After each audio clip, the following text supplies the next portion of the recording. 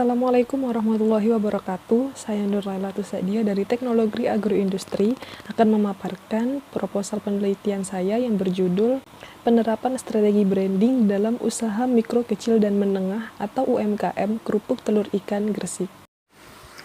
Ada 3 poin yang akan saya jelaskan dalam video ini, yakni pendahuluan, tinjauan pustaka, dan metode penelitian. Dalam pendahuluan, terdapat latar belakang, rumusan masalah, tujuan, manfaat, serta batasan masalah. Yang melatar belakangi proposal skripsi ini adalah pada tahun 1998, Indonesia pernah mengalami krisis ekonomi yang menyebabkan jatuhnya perekonomian nasional, sehingga banyak usaha-usaha besar mengalami pemberhentian aktivitas produksi. Tetapi, usaha mikro kecil dan menengah atau UMKM dapat bertahan dan menjadi pemulih perekonomian ketika terjadi krisis moneter tersebut. Pada tahun 2011, jumlah UMKM di Indonesia meningkat hingga mencapai 55,2 juta unit, sehingga hampir 99,9% masyarakat pada sektor ekonomi lebih didominasi oleh UMKM. Pada era yang semakin canggih, persaingan antar usaha juga semakin sengit. Perusahaan-perusahaan besar maupun UMKM melakukan strategi di mana untuk menarik perhatian konsumen agar konsumen tetap setia pada produk yang dihasilkan oleh usaha mereka. Nah, salah satu strategi yang digunakan yakni memberikan brand atau merek yang kuat. Nah, dari sekian banyaknya usaha, ada beberapa usaha yang masih belum menerapkan branding yang baik pada usaha mereka. Salah satunya adalah pada UMKM Kerupuk Telur Ikan yang berada di daerah Gresik, Jawa Timur. UMKM Kerupuk Telur Ikan ini masih menggunakan kemasan yang seadanya dan label yang seadanya. Selain itu, pemasaran kerupuk telur ikan ini juga masih belum meluas, sehingga banyak masyarakat yang belum mengenal kerupuk telur ikan pada UMKM tersebut. Agar UMKM telur ikan ini dikenal oleh masyarakat luas, maka perlu meningkatkan brand awareness pada masyarakat. Ada beberapa strategi yang perlu diperhatikan dalam membangun brand produk. Yang pertama ada pembuatan logo yang dapat dijadikan identitas suatu produk. Yang kedua ada menentukan target pasar yang tepat. Yang ketiga ada menggunakan partnership untuk membangun brand awareness konsumen, serta konsisten dalam menggunakan logo atau desain agar tidak mempengaruhi citra produk. Berdasarkan latar belakang yang telah saya jelaskan, terdapat 3 rumusan masalah yang dapat diangkat, yakni bagaimana pengaruh brand awareness terhadap penjualan produk UMKM kerupuk telur ikan, bagaimana cara penerapan branding pada UMKM kerupuk telur ikan, dan bagaimana pengaruh setelah dilakukannya penerapan branding pada UMKM kerupuk telur ikan. Selanjutnya, ada tujuan yang menjawab dari rumusan masalah. Hasil dari penelitian ini diharapkan memberikan manfaat sebagai berikut. Yang pertama bagi penulis, yakni sebagai wadah untuk menambah pengetahuan serta menerapkan ilmu yang telah diperoleh dalam dunia bisnis terkait branding. Yang kedua, bagi perusahaan, yakni sebagai bahan masukan dalam meningkatkan citra usaha, khususnya pada branding produk dan media promosi. Selain itu, agar usaha dapat diperluas pemasarannya dan memperoleh omset yang lebih tinggi dari sebelumnya. Yang ketiga bagi masyarakat, yakni membantu memberikan informasi kepada masyarakat tentang pentingnya branding pada produk, serta memberikan informasi yang lebih mendalam terkait produk kerupuk telur ikan. Batasan masalah yang digunakan pada penelitian ini adalah melakukan identifikasi dan analisis produk dengan produk pesaing, menerapkan strategi branding dengan melakukan pembuatan brand atau merek yang meliputi logo, serta kemasan produk kerupuk telur ikan. Dan yang terakhir, perancangan strategi promosi kerupuk telur ikan. Selanjutnya adalah tinjauan pustaka. Dalam tinjauan pustaka, ada beberapa subbab yang akan saya bahas. Yang pertama adalah kerupuk. Kerupuk merupakan salah satu makanan ringan yang ketika dilakukan proses penggorengan akan mengalami pengembangan volume dan membentuk porus serta memiliki densitas yang rendah selama proses penggorengan. Kerupuk digemari para penikmatnya dan biasanya dikonsumsi sebagai pelengkap hidangan dalam jumlah yang kecil. Kerupuk biasanya berbahan dasar pati yang diberi bumbu atau penyedap rasa, pengenyal, serta pewarna makanan yang kemudian dicampur dengan air dan dikeringkan sehingga menjadi kerupuk mentah siap goreng. Sumber gizi yang terdapat dalam kerupuk adalah dari pati, di mana pati memiliki kandungan karbohidrat yang tinggi. Agar kerupuk memiliki nilai gizi yang lebih, maka perlu dilakukan inovasi serta melakukan penambahan bahan-bahan seperti daging ikan ataupun telur ikan untuk meningkatkan kandungan protein pada kerupuk.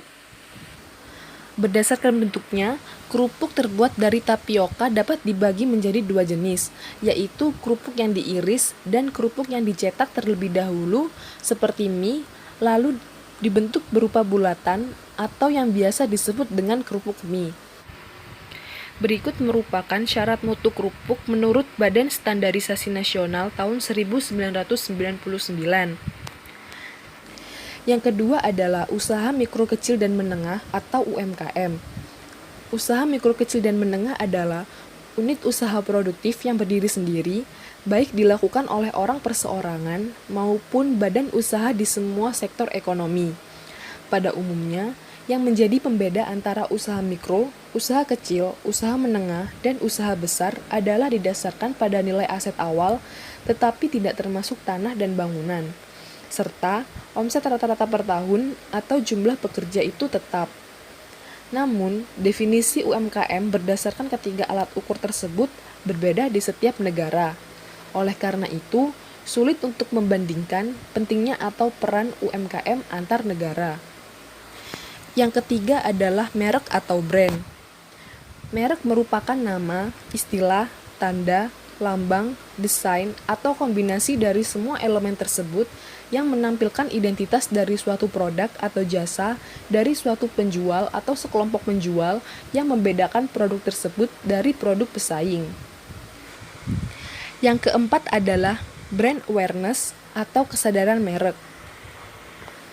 Menurut Aker tahun 2012, kesadaran merek merupakan kemampuan atau kesanggupan dari seorang calon pembeli untuk mengenali atau mengingat kembali suatu merek sebagai dari suatu kategori produk tertentu. Ini adalah piramida tingkat kesadaran merek. Yang kelima adalah loyalitas merek. Loyalitas merek merupakan suatu ukuran kesetiaan dari konsumen terhadap suatu merek, di mana pelanggan yang dapat dikatakan loyal adalah pelanggan yang sangat puas dengan produk atau jasa tertentu sehingga mempunyai antusiasme untuk memperkenalkan produk atau jasa tersebut kepada orang lain yang dikenal. Ada 4 keuntungan loyalitas merek. Yang pertama, dapat mengurangi biaya pemasaran perusahaan karena biaya untuk mempertahankan pelanggan jauh lebih murah dibandingkan dengan mendapatkan pelanggan baru. Yang kedua adalah loyalitas merek yang tinggi dapat meningkatkan perdagangan.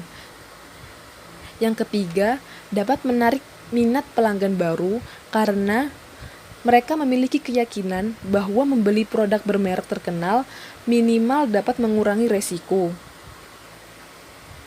Dan yang keempat adalah loyalitas merek memberikan waktu, yakni waktu pada suatu perusahaan untuk cepat merespon gerakan-gerakan dari perusahaan pesaing. Yang keenam adalah brand strategi. Brand strategi merupakan aktivitas yang dilakukan oleh perusahaan untuk melakukan pendekatan dengan konsumen berdasarkan positioning, differentiation, dan competitive advantage atau keunggulan yang dimiliki produk. Berdasarkan hal tersebut, suatu brand dapat menyusun strategi pendekatan konsumen melalui pola kebiasaan pasar, tindakan yang dilakukan, dan gaya komunikasi. Ada 2 faktor yang digunakan sebagai acuan dalam membangun brand strategi, yakni brand positioning, brand personality, dan brand promise. Brand positioning merupakan kondisi di mana suatu brand akan dipersepsikan citranya dalam benak konsumen. Brand personality merupakan kepribadian suatu brand, yakni jenis citra yang dibangun dari brand tersebut. Brand promise merupakan nilai yang diterapkan oleh konsumen kepada suatu brand tertentu. Yang terakhir adalah metode penelitian. Waktu dan tempat penelitian. Penelitian ini dilakukan dengan menggunakan pendekatan kuantitatif, di mana pendekatan tersebut dilakukan dengan menggunakan pengujian hipotesis, pengukuran data, serta pembuatan kesimpulan. Penelitian dilaksanakan di UMKM Kerupuk Telur Ikan yang terletak di Jalan Sindujoyo Lumpur, Kecamatan Gresik, Kabupaten Gresik. Penelitian dan pengolahan data dilakukan pada bulan Januari tahun 2021, sedangkan pengolahan data dilakukan di Universitas Internasional Semen Indonesia. Berikut ini terdapat tahapan penelitian. Yang pertama adalah survei pendahuluan. Pada tahapan awal ini dilakukan di UMKM Kerupuk Telur Ikan yang ada di Jalan Sindujoyo Lumpur, Gresik. Survei pendahuluan ini dilakukan untuk mengetahui kondisi umum perusahaan serta mengetahui dan mempelajari objek penelitian yang akan diteliti, sehingga dapat dengan mudah untuk menganalisis permasalahan yang terjadi dalam usaha tersebut. Survei ini tidak hanya dilakukan dalam satu UMKM saja, tetapi dilakukan di beberapa produk pesaing untuk dibandingkan, sehingga perbedaan yang didapatkan akan digunakan untuk dilakukan identifikasi dan perumusan masalah. Yang kedua adalah kajian literatur. Kajian literatur yang digunakan dalam penelitian ini didapatkan dari jurnal penelitian, skripsi, serta buku yang berkaitan dengan topik penelitian. Yang ketiga adalah identifikasi dan perumusan masalah.